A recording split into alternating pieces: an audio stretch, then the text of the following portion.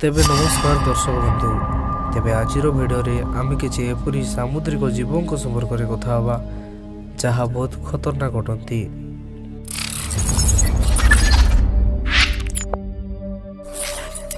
Number 1 electric eel. तेबे समुद्रर पाखापाखि 80 रु 1600 metre गभीर रही थाए एही जीव।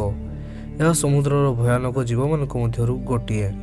कहुए जे यह थरे शिकार करिया परे अनेक दिन पर्यंत न खाई मध्य बंचिबारे सक्षम अटे।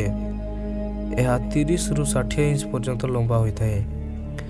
यह कौनसी जीव को एक हाई वोल्टेज करेंट मध्य मारी पारे। तेणु यह समुद्रर गोटे खतरनाक जीव अटे।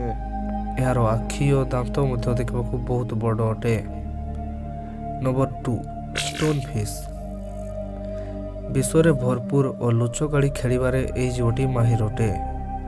यह देखा गोटे पत्थर परिका देखा जाए और यार शरीर उपरे शिउड़ी उठी जाए जहाँकि या लुचिबाई साहाय्य करिथाए।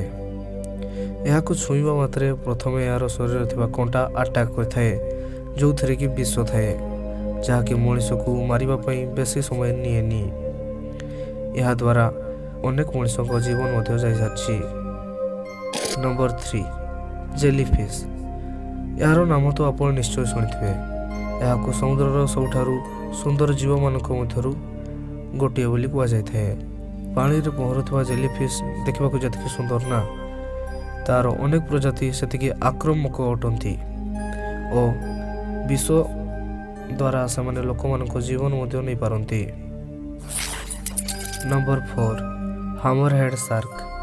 तेबे यार नाम यार आकृति एपरि दि जाइछि कारण यार मुह देखा हाथुड़ी परि अटे।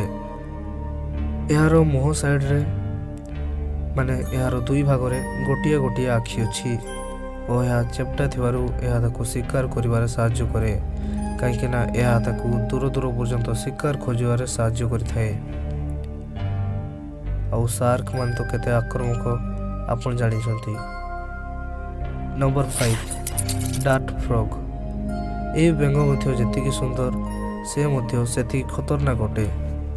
दक्षिण भारत में देखा मिलुवा यह प्राणी तार रंग द्वारा तार शिकार को आकर्षित करिथाए और शिकारी ठारू बचापी यह शरीर गोटे जहरीला विष अच्छी जहाँकि शिकारी को मारिबारे साहाय्य करिथाए। यह संपर्क में आसुवा जीवों को बंचिबा संभावना बहुत कम अटे। Number 6 angler fish. तेबे एही जीवर मुंडरे इलिसियन नामक बाड़ी परी वस्तु अछि जहाँकि शिकारी को आकर्षित करिथाए। यह तापाई फिशिंग रोड मध्य कुआ जाय पारे। यह अंधार रे आलोक परी जड़ी उठे जहाँकि शिकारी को आकर्षित करिथाए। आकर्षित हेबा परे यह पिराना परी ताकू खाई जाय थाए। सो वीडियो किपर लगला निश्चय कमेंट करंतु।